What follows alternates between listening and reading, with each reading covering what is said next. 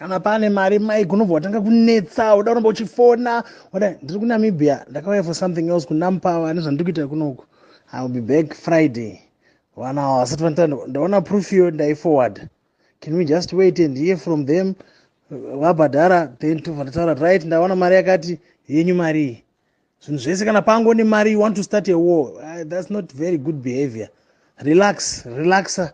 I know you want money, I also want money too, but just learn to relax. Kana pane mari watoita emotional watangada kuti kufona 3 4 5 missed calls how far. That's not good. You must change that attitude if at all we're going to continue working together. We can't have the same problem all the time.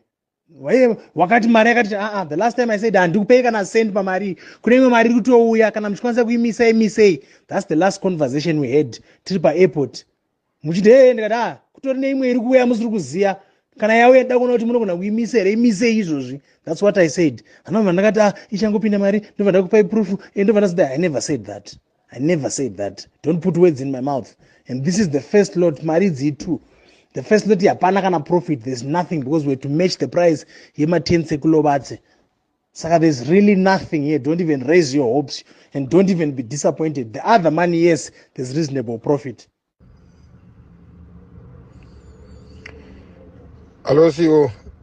Aziroto damari strike patikana takatexta takafona ukazoda answer zopindurwa kuti ungofamba ndima itaura nyaya communicate kuti amana ngatigare tichionana tichicommunicate.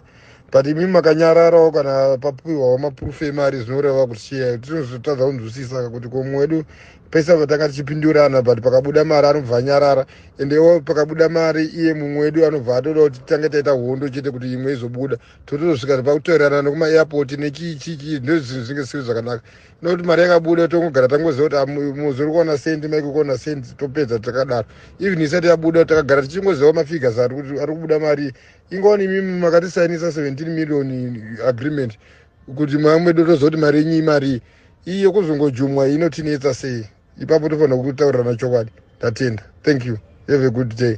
Tuone Friday mawe.